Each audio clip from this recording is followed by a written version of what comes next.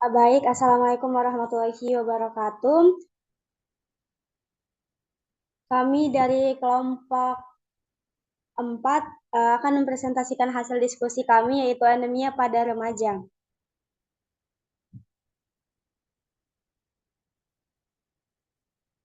Adapun anggota kelompoknya yang pertama itu Nindya Aprilia Putri, Rahel Angelika, Rizka Putri Budiman, dan saya sendiri Nurfala Fitria Makfiro, dan Rahmi Hilfayulda Lestari. Selanjutnya jurnal pertama akan dibawakan oleh saudari Nindya. Padanya dipersilahkan. Baik, jadi sebelumnya terima kasih atas kesempatan yang telah diberikan. Jadi yang pertama, jurnal yang pertama yaitu Prevention of Anemia with Iron in Adolescent Years, yaitu pencegahan anemia dengan remaja putri. Next.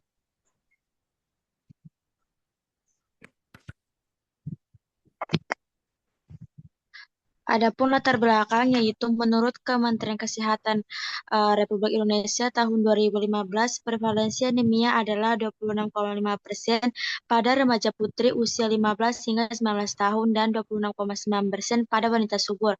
Menurut Kemenkes RI tahun 2015, prevalensi anemia di Indonesia sebesar 21,7% dengan pasien berusia 5-14 tahun, menyumbang 26,4% kasus dan mereka yang berusia 15 sampai 24 tahun menyumbang 18,4%. Indonesia memiliki 21,7% prevalensi anemia dengan persentase 20,6% di perkotaan dan 22,8% di pedesaan. Menurut statistik Riskesdas tahun 2018, pada tahun 2014, Kementerian Kesehatan melaporkan sekitar 81% remaja dan dewasa muda penduduk usia produktif di seluruh dunia menderita anemia dan 17-18% kasusnya terjadi secara global. Remaja perempuan mempunyai prevalensi anemia yang tinggi. Hal ini dapat disebabkan oleh beberapa hal, seperti kurangnya asupan zat besi yang didukung oleh terbatasnya asupan zat besi, penyerapan, pendarahan, malaria, infeksi penyakit lainnya. Karena banyak remaja putri yang percaya bahwa menjadi langsing itu penting. Salah satu yang menarik, menjalankan diet ketat adalah salah satu pilihannya. Adapun tujuan penelitian ini yaitu untuk mengetahui apakah suplementasi zat besi berperan dalam mencegah anemia pada remaja putri. Adapun metode penelitiannya yaitu metode kajian pustaka diterapkan pada penelitian ini dengan menggunakan kata kunci anemia dan zat besi. Digunakan untuk mencari artikel jurnal pada sumber basis data Aerosource, Perpusnas, PMC, EBSCO, ProQuest, dan Google Scholar. 61 makalah tidak dipertimbangkan karena tidak memenuhi kriteria. Dari 111 artikel yang diperoleh melalui penelusuran pustaka, 8 artikel yang diteliti ditemukan dari penilaian kelayakan 19 artikel. Next. Adapun hasil dari penelitian ini yaitu hasilnya menunjukkan bahwa tablet zat besi digunakan dalam 5 artikel. Sementara jus buah, jambu biji tambahan, vitamin C, asam folat, dan protein digunakan dalam 2 artikel. Satu penelitian menunjukkan bahwa tempe dapat meningkatkan kadar hemoglobin gadis remaja sebelum dan sesudah intervensi, membantu mencegah anemia. Pemberian zat besi yang efektif dapat secara efektif mencegah anemia.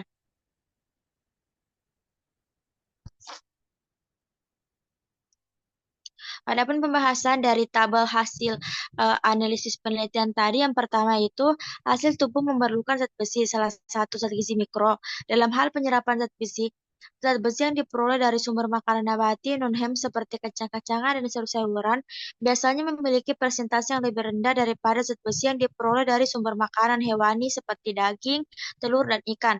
Organisasi Kesehatan Dunia atau WHO mencantumkan 10 masalah kesehatan paling parah sebagai kekurangan zat besi. Yang kedua, pil tambah darah adalah suplemen yang digunakan untuk mengobati anemia defisiensi besi. Asam folat dan ferrosulfat adalah komponen dari tablet tambah darah yang diberi dosis. Selain itu, ferrofumarat adalah komponen lainnya.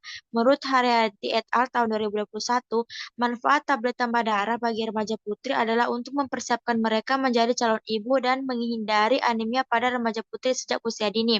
Yang ketiga, buah jambu biji atau Oxidium buah Java dalam bahasa Latin memiliki konsentrasi vitamin C yang tinggi. Buah jambu biji memiliki kandungan vitamin C yang lebih tinggi dibandingkan buah lainnya.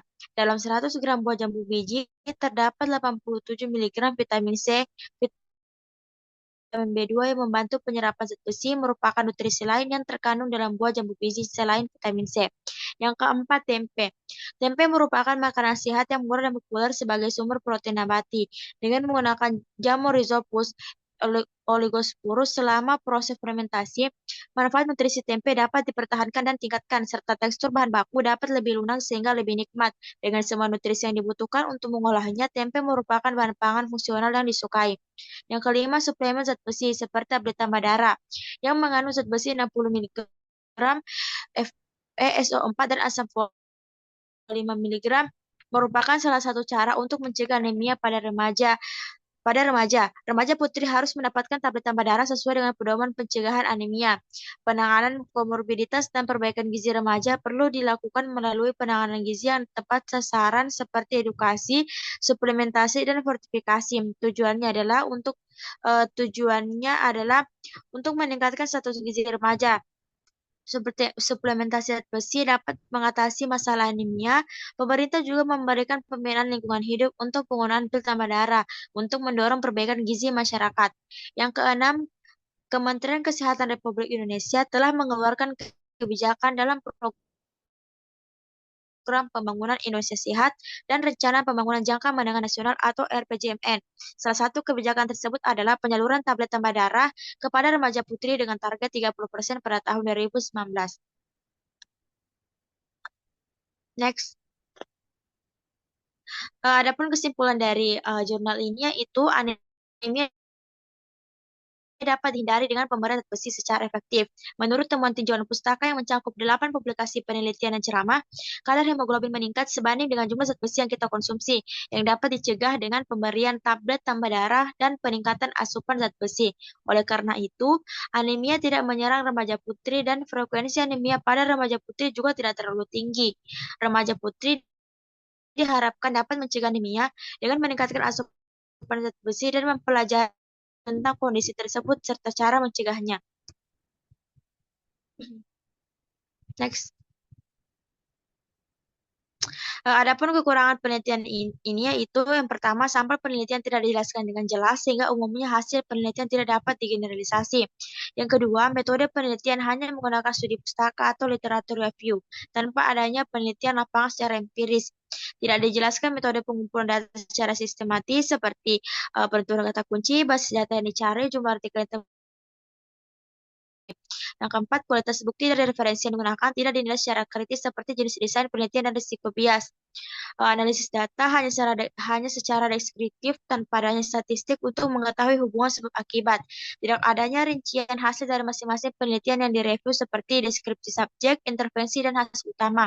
Kesimpulan yang ditarik belum didukung secara kuat oleh bukti-bukti dalam diskusi. Dan tidak ada saran lanjutan untuk penelitian selanjutnya guna mengatasi kelemahan penelitian ini. Adapun kelebihan dari penelitian ini yaitu memiliki topik yang relevan, yaitu pencegahan anemia pada remaja putri yang merupakan masalah kesehatan penting. Menggunakan kata kunci yang tepat yaitu anemia dan zat besi sehingga mudah dicari artikel terkait. Mencantumkan referensi lengkap dengan jenis publikasi sehingga mudah diverifikasi. Mendiskusikan berbagai pendekatan untuk mencegah anemia seperti suplementasi zat besi, asam folat, vitamin C, dan konsumsi makanan tinggi zat besi. Menganalisis peran makanan fungsional seperti tempe dan buah jambu biji dalam peningkatan kadar hemoglobin, mendiskusikan peran pemerintah melalui program suplementasi tablet tambah darah, menyimpulkan manfaat suplementasi zat besi secara efektif dalam pencegahan anemia, tertata sistematis dengan penjelasan praktek klinis yang relevan, potensi dampak positif terhadap pencegahan anemia di tingkat masyarakat, dan terakhir, mendukung upaya promotif dan preventif kesehatan masyarakat Indonesia. Sekian dari saya, kurang lebihnya mohon dimaafkan, saya kembalikan ke moderator. Terima kasih.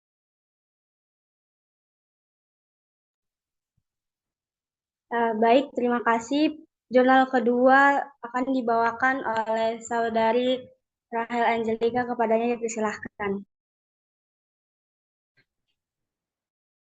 Baik, terima kasih atas kesempatannya. Berikutnya jurnal yang kedua dengan judul The Impact of Nutrition Education on Knowledge, Attitude, and Practice Regarding Iron Deficiency Anemia Among Female Adolescent Students in Jordan. Next. Selanjutnya latar belakang. Anemia defisiensi besi atau ADB adalah masalah kesehatan yang serius dan masalah paling umum terkait malnutrisi yang mempengaruhi banyak remaja di seluruh dunia. Prevalensi anemia yang tinggi di kalangan remaja dapat dijelaskan oleh kurangnya pengetahuan, sikap, dan praktik yang tepat mengenai gizi sehat. Meskipun itu bisa menjadi masalah yang dapat dicegah, sebagian besar remaja terlibat dalam kebiasaan makan yang tidak sehat dan mereka tidak menyadari ADB dan nya. Kemudian tujuan penelitian yang pertama, menilai kadar hemoglobin siswa remaja, memeriksa pengetahuan, sikap, dan praktik mereka terhadap ADB. Yang ketiga, mengevaluasi dampak program pendidikan gizi. Next. Selanjutnya, metode penelitian. Penelitian ini menggunakan desain di mana kelompok kontrol pasca tes dengan melibatkan 363 siswa dari 4 sekolah menengah negeri di Yordania yang berafiliasi dengan Kementerian Pendidikan. Populasi penelitian meliputi siswi remaja dari kelas 8 hingga 10 di Yordania Utara dengan sampel penelitian dipilih menggunakan metode cluster random sampling. Instrumen penelitian ini yaitu kuesioner terstruktur yang terdiri dari 2 bagian. Bagian pertama terkait dengan faktor demografi dan menstruasi, meliputi usia, kualifikasi pendidikan orang tua, pendapatan keluarga bulanan, dan apakah siswa tersebut sedang menstruasi atau tidak. Bagian kedua adalah kuesioner pengetahuan, sikap, dan praktik. Selanjutnya untuk mengukur kadar hemoglobin, sampel darah peserta dikumpulkan dan dikirim ke laboratorium untuk dianalisis hanya sebelum intervensi. Selanjutnya hasil penelitian. Yang pertama presentasi ADB. Di antara 290 peserta yang setuju untuk menjalani tes darah, kadar hemoglobin rata-rata adalah 11,68.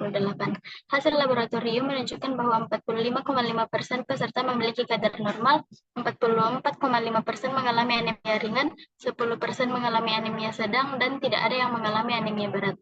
Yang kedua, tingkat pengetahuan, sikap, dan praktik mengenai ADB. Mengenai pengetahuan, 52,4% dari semua peserta melaporkan pengetahuan menyeluruh yang memadai tentang ADB.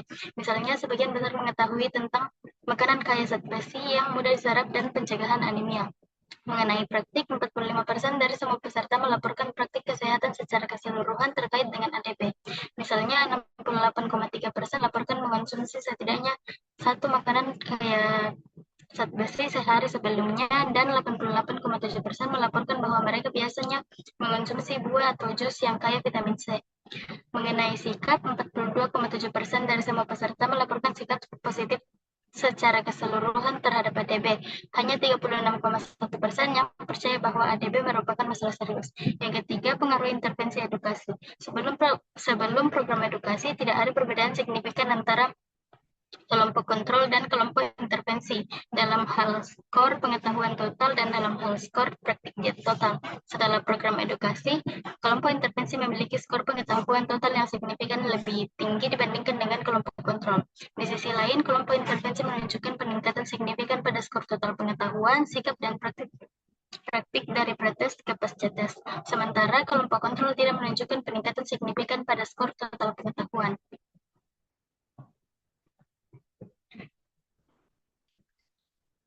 Pembahasan. Studi ini menilai prevalensi ADB di kalangan remaja perempuan yang menunjukkan lebih dari separuh peserta ringan sampai sedang. Meskipun sebagian besar kasusnya ringan, namun harus dianggap karena potensi untuk berkembang menjadi sedang atau parah jika tidak diobati. Penelitian ini juga mengkaji pengetahuan, sikap, dan praktik mengenai ADB di kalangan remaja perempuan.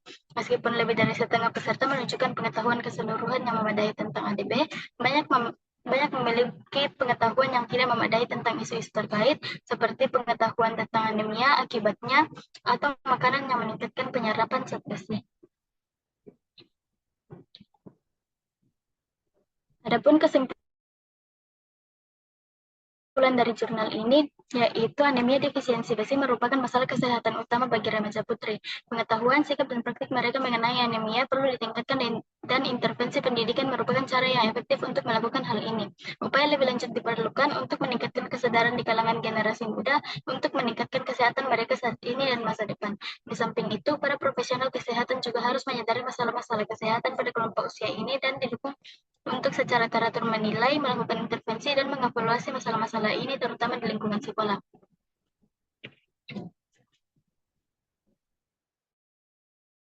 Yang terakhir, kelebihan dan kekurangan. Yang pertama, kelebihan. Terdapat temuan penting dan signifikan dengan memiliki kekuatan kekuatan utama yaitu desain pretest post-test. Kekurangannya yang pertama, hasil penelitian memiliki keterbatasan generalisasi karena peserta dipilih dari satu kota di utara.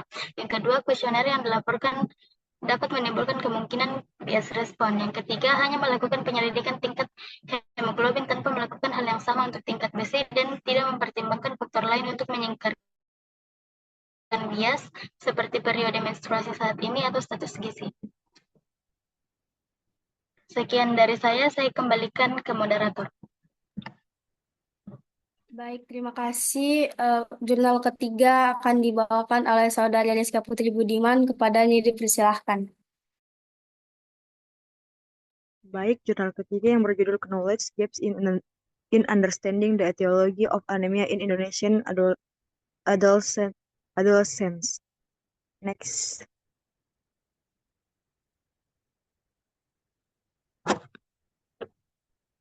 Next.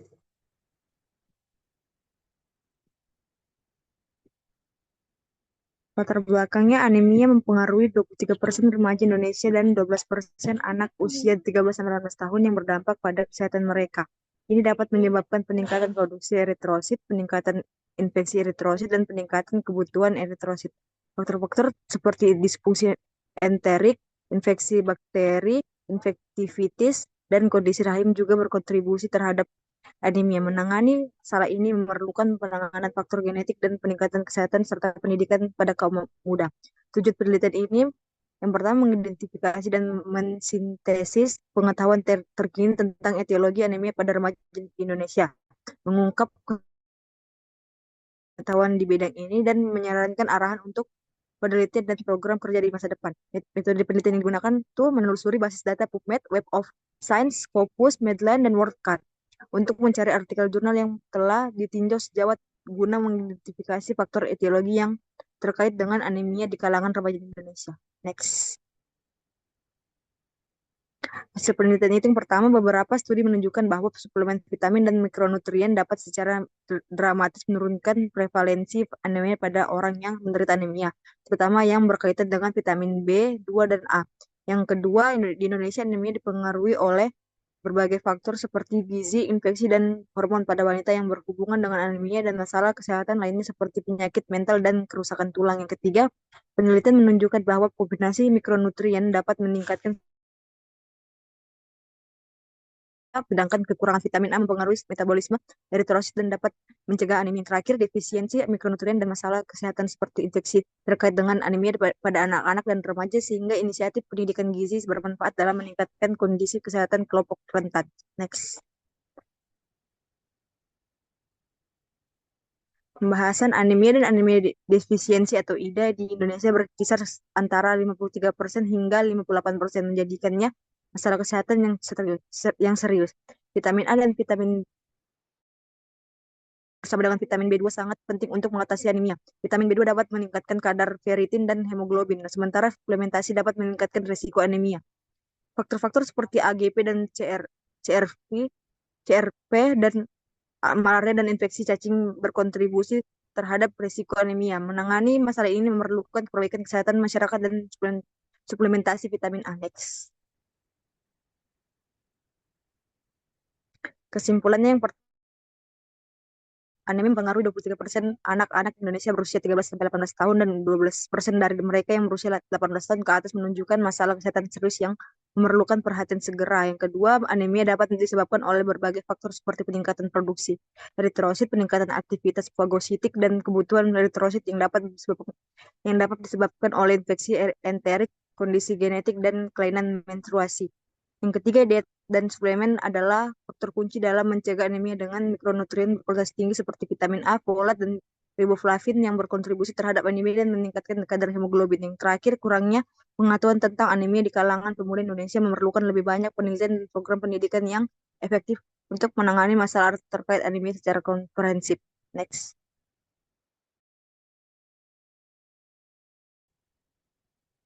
Kekurangan dari penelitian ini yang pertama cakupan dan keterbatasan sampel. Hanya 13 studi yang memenuhi kriteria inklusi yang mungkin tidak cukup mewakili remaja Indonesia secara keseluruhan. Yang kedua, fokus utama pada kekurangan zat besi. Sebagian besar penelitian berkonsentrasi pada defisiensi zat besi sebagai penyebab anemia. Faktor lain seperti infeksi atau peradangan subklinis mungkin kurang diteliti secara mendalam. Yang terakhir, keterbatasan uji statistik.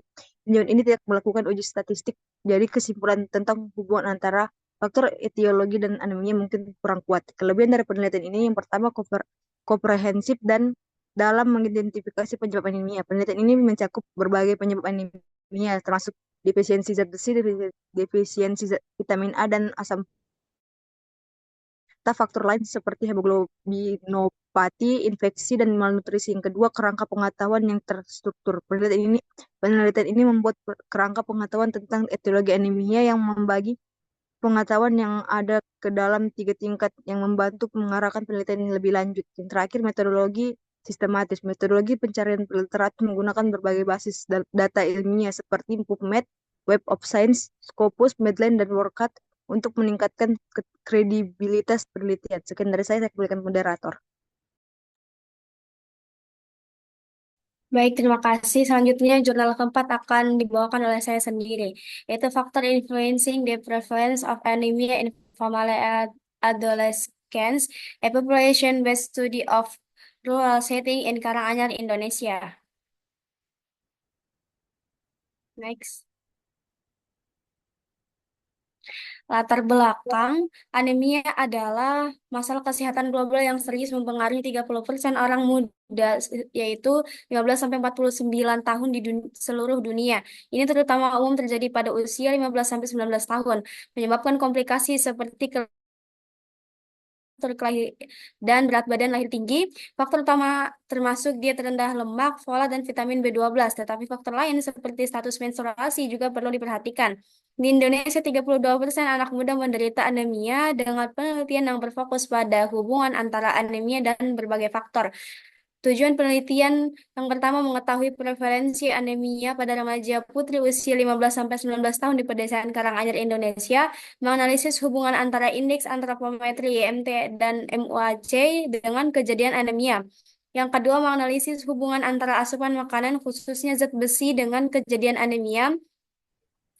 Yang ketiga, menganalisis hubungan antara status menstruasi lama dan keteraturan siklus haid dengan kejadian anemia.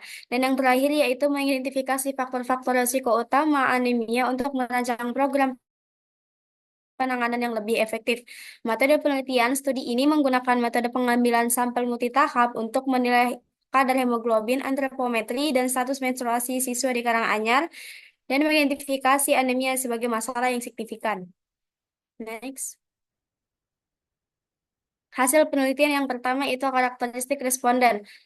Umur rata-rata 16,2 tahun, prevalensi anemia 49%, di mana 21% anemia, 26% sedang, 2% berat, dan 9,2% responden memiliki BMI atau usia Z-score kurang dari 2.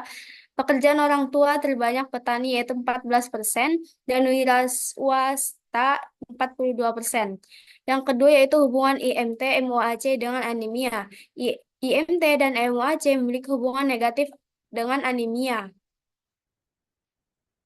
Baik.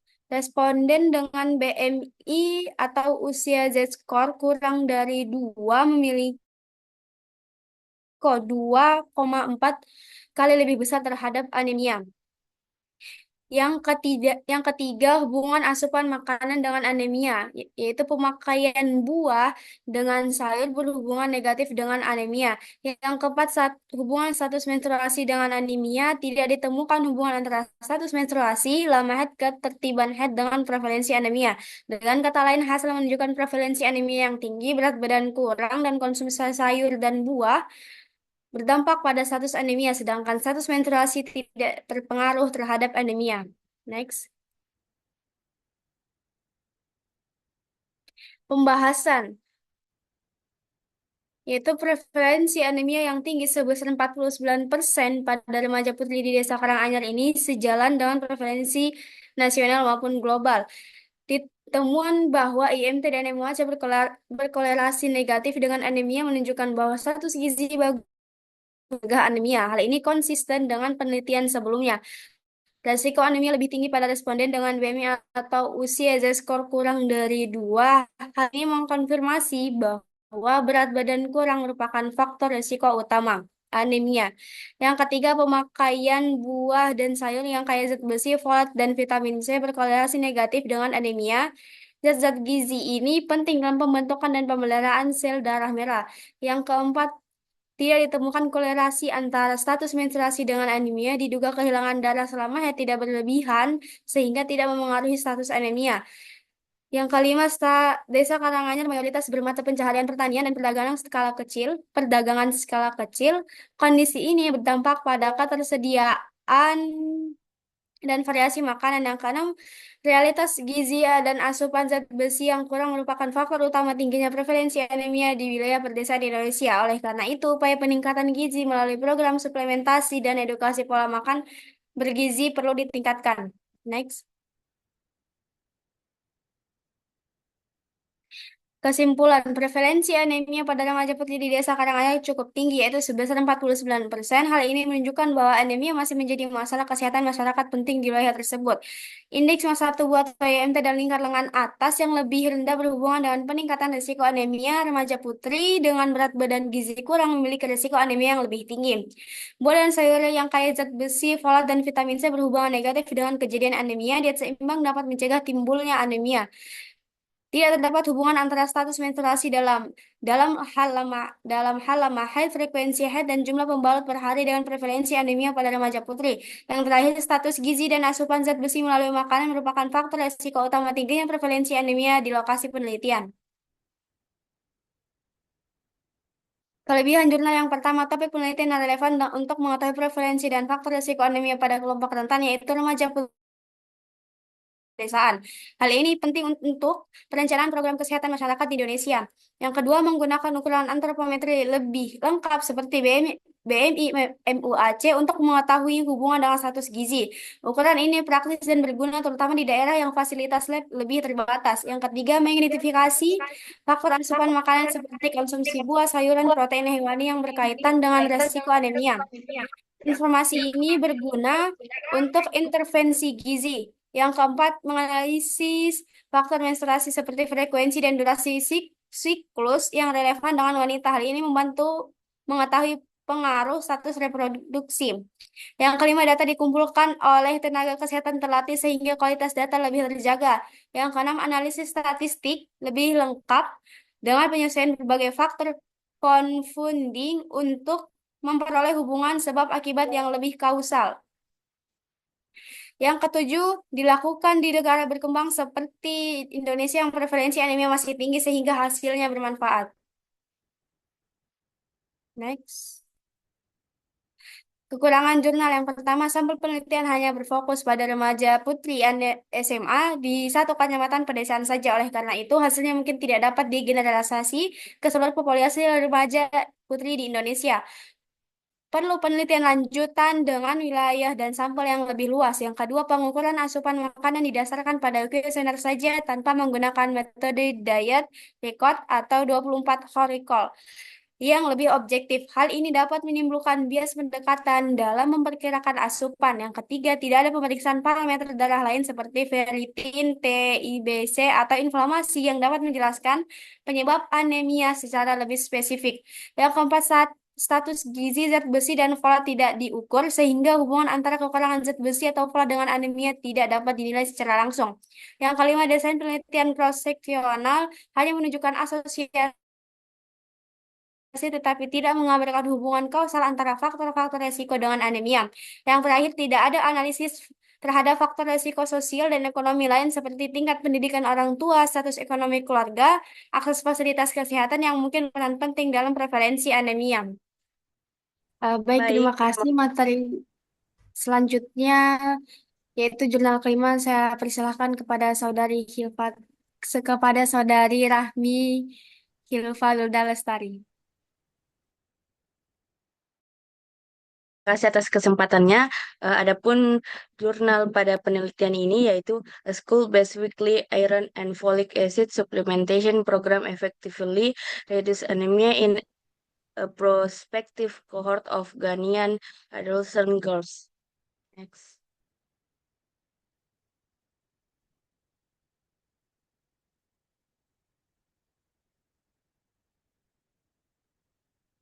Adapun latar belakang pada penelitian ini yaitu di Ghana remaja menanggung beban tinggi kekurangan zat gizi mikro terkait anemia. Misalnya dalam survei zat gizi mikro nasional yang dilakukan pada tahun 2017, 26% anak perempuan berusia 15-19 tahun menderita anemia. 15% menderita anemia defisiensi zat besi, dan 57% menderita defisiensi folat. 13 survei kami terhadap remaja sekolah di 3 wilayah tahun 2019 menemukan bahwa prevalensi anemia di kalangan anak perempuan berusia 10-19 tahun adalah 22%. Jauh lebih tinggi daripada prevalensi di kalangan anak laki-laki pada usia yang sama yaitu 13%. Adapun tujuan penelitian ini yaitu untuk mengevaluasi efektivitas spesifik konteks dari program pengendalian anemia terpadu berbasis sekolah dengan suplementasi zat besi dan asam folat di Ghana. Dan metode penelitian ini yaitu menggunakan data longitudinal dari evaluasi program longitudinal untuk mengevaluasi efektivitas suplementasi serat makanan dan suplementasi serat makanan berbasis sekolah untuk mengurangi anemia dan meningkatkan konsentrasi hemoglobin di 2 kabupaten di Ghana. Mode regresi linear digunakan untuk memprediksi perubahan prevalensi anemia dan hemoglobin di antara konsumen selama periode 1 tahun mengidentifikasi faktor risiko potensial. Next. Adapun hasil pada penelitian ini yaitu yang pertama, penelitian mencatat penurunan prevalensi anemia sebesar 5,4 poin persentase di antara peserta setelah program suplementasi zat besi dan asam folat dilaksanakan. Yang kedua yaitu rata-rata kadar hemoglobin peserta meningkat sebesar 0,5 gram per desiliter, menunjukkan bahwa suplementasi zat besi dan asam folat berkontribusi pada peningkatan status hemoglobin di kalangan remaja putri.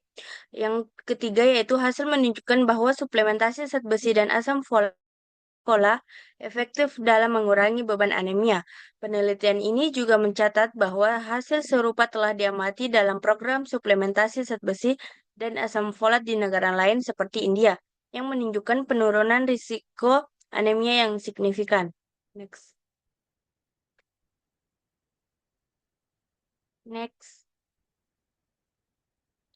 Adapun pembahasan pada penelitian ini yaitu suplementasi zat besi dan asam folat mingguan di sekolah dapat secara signifikan mengurangi prevalensi anemia dan meningkatkan kadar hemoglobin di kalangan remaja putri. Penurunan prevalensi anemia dari 25,1% menjadi 19,6% dalam 1 tahun ajaran menunjukkan bahwa intervensi ini efektif dalam mengatasi masalah kesehatan yang umum di kalangan remaja putri di Ghana. Manfaat dari suplementasi, banyak peserta yang mengonsumsi kurang dari jumlah tablet zat besi dan asam folat yang dianggap efektif, 26,7 tablet selama tahun ajaran. Hal ini menunjukkan perlunya strategi untuk meningkatkan kepatuhan terhadap program, seperti pendidikan tentang pentingnya suplementasi dan penguatan motivasi untuk mengonsumsi tablet secara teratur. Next. Suplementasi zat besi dan asam folat dapat mengurangi resiko anemia secara signifikan. Misalnya, meta-analisis sebelumnya menunjukkan penurunan resiko anemia sebesar 35% dan peningkatan kadar hemoglobin yang lebih besar. Perbedaan dalam hasil dapat disebabkan oleh konteks dunia nyata dari program ini dibandingkan dengan kondisi terkontrol dalam penelitian lain. Penyerapan zat besi dipengaruhi oleh berbagai faktor termasuk bioavailabilitas, integritas usus, dan infeksi. Oleh karena itu, suplementasi zat besi dan asam folat memberikan manfaat penting untuk mempertimbangkan pendekatan holistik yang mencakup perbaikan gizi dan kesehatan umum untuk mengatasi anemia secara efektif. Next. Adapun kelebihan pada penelitian ini yaitu menggunakan metode yang terstruktur termasuk pengumpulan data elektronik berbasis tablet yang meningkatkan akurasi dan efisiensi pengumpulan data. Serta penelitian ini melakukan analisis multivariabel untuk mengatasi potensi bias dan memperhitungkan variabel lain yang mungkin memengaruhi hasil seperti konsumsi zat besi dan asam folat kumulatif dan karakteristik demografi. Sedangkan kekurangan pada penelitian ini yaitu menggunakan desain prapaskah yang membatasi kemampuan untuk menarik inferensi kausal yang kuat. Perubahan yang diamati mungkin tidak sepenuhnya disebabkan oleh intervensi, tetapi juga dapat dipengaruhi oleh faktor lain yang berubah seiring waktu. Serta penelitian ini tidak sepenuhnya mempertimbangkan faktor eksternal yang dapat memengaruhi hasil, seperti kondisi kesehatan umum, pola makan, dan akses ke layanan kesehatan yang dapat berkontribusi pada prevalensi anemia. Next. Yang terakhir yaitu kesimpulan pada penelitian ini yaitu pemberian suplementasi zat besi dan asam folat mingguan di sekolah efektif dalam meningkatkan hemoglobin dan mengurangi anemia di kalangan siswi sekolah di Ghana. Meskipun sebagian besar peserta mengonsumsi lebih sedikit dari jumlah tablet zat besi dan asam folat minimum yang efektif, meningkatkan kepatuhan asupan dapat lebih meningkatkan hasil anemia pada populasi ini. Sekian dari saya kembalikan ke moderator. Baik, terima kasih. Itulah tadi presentasi dari kelompok kami. Banyak dan lebihnya kami mohon maaf yang sebesar-besarnya. Wassalamualaikum warahmatullahi wabarakatuh. Selanjutnya saya serahkan ke moderator kelompok selanjutnya.